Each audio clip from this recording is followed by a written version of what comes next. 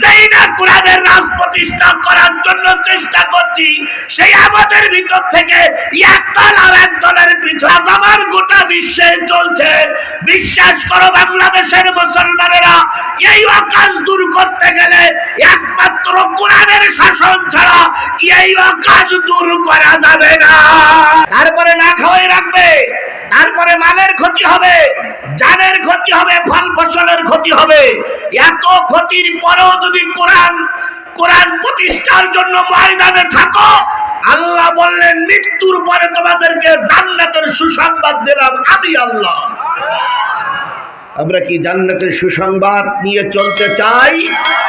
তাহলে যে মালিক অন্য কোন জালেম, ফাসিক, মুনাফিক, কাফের, মুশরিকের দলে না থেকে আল্লাহর কোরআনের দলের কর্মী হিসেবে আজকের এই মাহফিলে আপনাকে আমাকে কবুল করেছেন, সেই মালিকের দরবারে শুকর আদায় করছি। কারোর জবান বন্ধ থাকবে না, সকলে মিলে বলছি আলহামদুলিল্লাহ।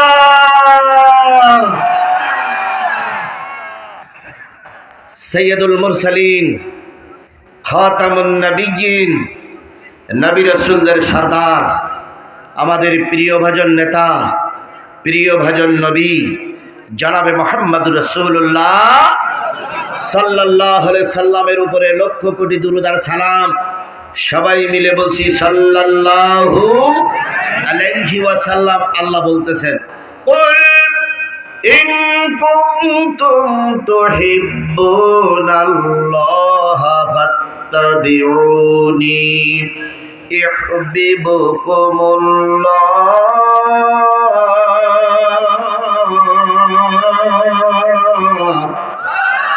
ওয়া ইয়াগফির লাকুম যুনুবাকুম আল্লাহু গফুরুর রাহিম।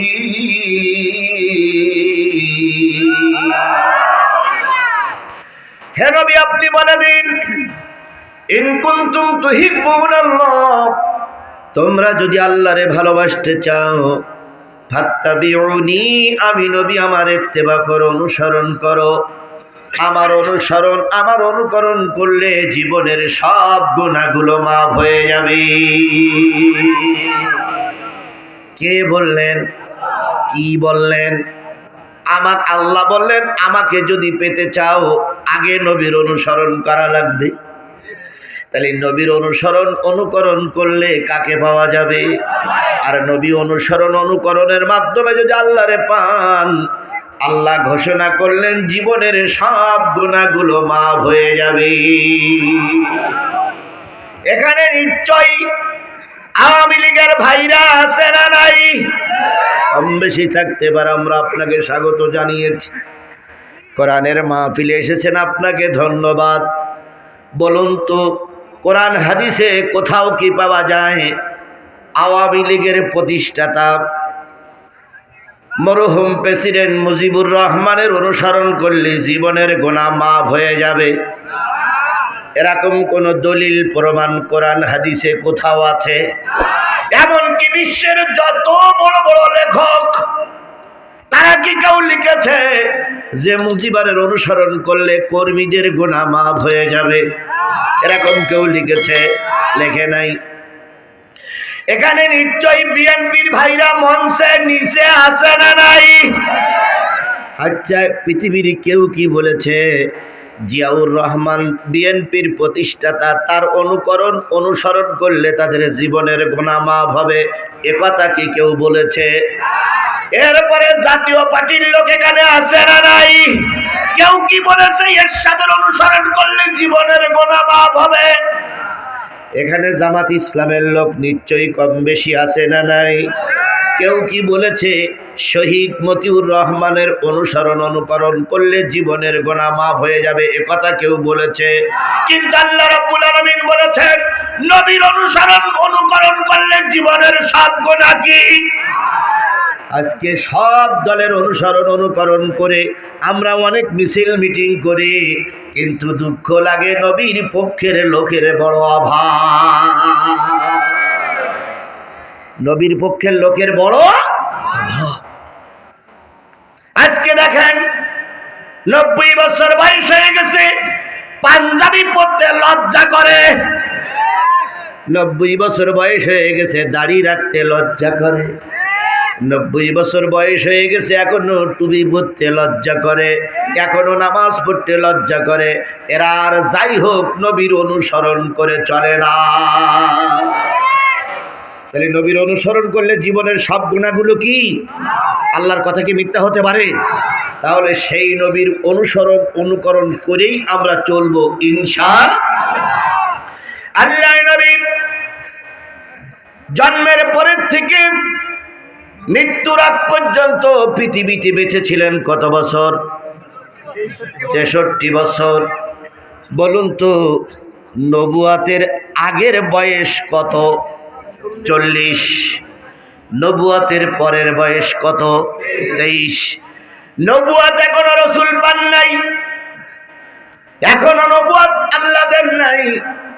এমন সময় ঘটে গেল মক্কায় একটা অঘটন ঘটে গেল। সেটা হলো একদল মানুষ, এই যে ঈদুল আজহায় যে ঈদ হয়, ওই ঈদের সময় কাবার চত্বরে একটা বিশাল মেলা বসত। সেই মেলাটার নাম হলো ওয়াকাজের মেলা। কিসের মেলা? সবাই মিলে বলেন কিসের মেলা? ওয়াকাজ যদি সন্ধি বিচ্ছেদ করা হয়, ওয়াযুক্ত কাজ, তার মানে যেখানে কোনো ভালো কাজ হয় না সেইটা হলো ওয়াকাজ। কি খারাপ কাজ হতো? একজন লোক 10 বছর বিয়ে করেছে, ছেলে মেয়ে হয় না। ওয়াকাজের মেলায় ছেলে স্ত্রীরে পাঠাই দিল, মা না হয়ে বাড়ি আসবি না। স্বামী বলল যাও ওয়াকাজের মেলায়, মা না হয়ে বাড়ি আসতে পারবা না। স্ত্রী ওয়াকাজের মেলায় এসে পাহাড়ের পরে টিলার পরে দাঁড়িয়ে বলল, শোনো মক্কার নেতারা, আমি তোমাদের জন্য এসেছি, আমাকে মা বানাই ছেড়ে দাও। এবারে নেতারা যে পালাক কর্মে ওই মহিলাটার সঙ্গে ব্যবহার করত, আজকে ব্যবহার করার পরে সপ্তাহকান্তারি করতো মা হওয়ার সম্ভাবনা আছে কিনা। 1 সপ্তাহ পরে যদি মা হওয়ার লক্ষণ পরিলক্ষিত না হতো, ওই মহিলা আবার দাঁড়াই বলতেন, আমি এখনো মা হইনি, আমারে মা বানাও। এইভাবে করে নেতারা তার সঙ্গে আকাম কুকাম করে যখন সে মা হওয়ার সম্ভাবনা দেখা যেত, বাড়ি যেয়ে বলতো, আমি ওয়াকাজের মেলা থেকে মা হয়ে এসেছি। এইটা কি বৈধ মা না বৈধ বাপ? এইটা বৈধ মা না অবৈধ মা? তাহলে এই অবৈধ মা যেখানেই চলতো সেটার নাম কি মেলা? ওয়াকাজের মেলা। ওই মক্কার মানুষেরা বাবা বিয়ে করে, শেষে বিয়ে করে রেখে চলে গেছে, বাপ মারা গেছে, ছেলেরা মনে করতো এটা আমার বাবার পৈতৃক সম্পদ, ছেলে মেয়েরা ভাগ পাওয়ার অধিকার আছে, তাই ছেলেরা মারে ভাগ করে নিত। শেষের মা বড় ছেলের দিকে 10 দিন, ছোট ছেলের দিকে 15 দিন, 20 দিন, এইবারে নিয়ে তারা শারীরিক সম্পর্ক গড়ে তুলতে, এটা তোমার বাবার সম্পদ, এখানে অধিকার আছে। বলুন তো এইটা কি ভালো কাজ না ওয়াকাজ? সেই ওয়াকাজের মেলা চলতো কাবায় নবী আসার আগে। আজও দেখতেছি সেই রকম ওয়াকাজ। তার জ্বলন্ত প্রমাণ ঢাকা বিশ্ববিদ্যালয়ে ছেলেরা দেখেছে না দেখিনি? ঢাকা বিশ্ববিদ্যালয় শিবিরের প্যানেল জয় করার আগে নারীদের কোনো সতীত্ব সেখানে ছিল না। মদ অহরহ পাওয়া যেত।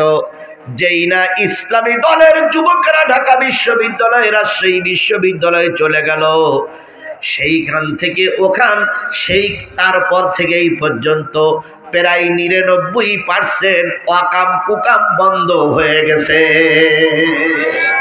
কিসের জোরে? আরো জোরে বলেন।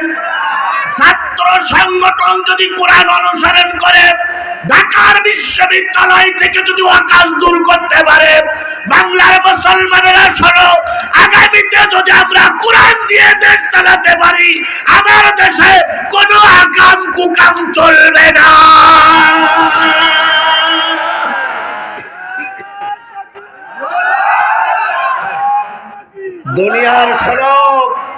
দুনিয়ার কোন জাগতিক নেতা তার আইন দিয়ে আকাম কুকাম বন্ধ করতে পারবে না, একমাত্র কিসের আইন ছাড়া? জোরে বলেন, কিসের আইন ছাড়া? কোরআনের আইন ছাড়া এদেশে শান্তি প্রতিষ্ঠা কেউ করতে পারেনি, করা সম্ভব নয়। যদি মানুষের তৈরি করা মত এবং পথ দিয়ে শান্তি প্রতিষ্ঠা হতো, তাহলে 54 বছরের ভিতরে আমাদের দেশের এত আকাম কুকাম হতো না। পারিনি, হওয়া সম্ভব নয়। দেশে শান্তি প্রতিষ্ঠা করতে গেলে শুধুমাত্র একমাত্র কেবলমাত্র কোরআনের বিধানেরই দরকার। সেই ওয়াকাজের মেলার কথা বলছিলাম। ওয়াকাজের মেলায় জায়েদের বাবা আর জায়েদের মা তিনজন আসতেছে নেকি কামাই করার জন্য ওয়াকাজের বেলায়। ওইটা ওদের সমাজে কি ছিল? নেকি বা সওয়াব ছিল। আজ থেকে তিনজন, জায়েদের বাবা হারেসের স্ত্রী, এই তিনজন ওয়াকাজের মেলায় আসার আগে রাত হয়ে গেছে। তাই মরুভূমির বুকে আলো জ্বালিয়ে তিনজন একটা তাঁবু গিড়ে শুয়ে আছে। মাথার কাছে টিম টিম টিম টিম করে আলো জ্বলছে। বলুন তো, মরুভূমির বুকে যদি আলো জ্বলে রাতের অন্ধকারে, সেই আলোটা দূর থেকে দেখা যাবে না যাবে না? মক্কার ভালো সন্তান, ভালো মানুষের ছেলেরা চিন্তা করলো, দূরে যখন আলো জ্বলতেছে তখন ওখানে নিশ্চয়ই মাল আছে। চলে গেল সোনার ছেলেরা, বাবার মাকে বন্দি করে ছোট্ট 15 বছরের ছেলে জায়েদকে কিডন্যাপ করলো। কিডন্যাপ সেই কাবায় ছিল, মক্কায় ছিল। এখনো বুঝি পৃথিবীতে কিডন্যাপ নাই? মাঝে মাঝে এখনো দেখি উমুকির সন্তান কিডন্যাপ হয়েছে, তমুকির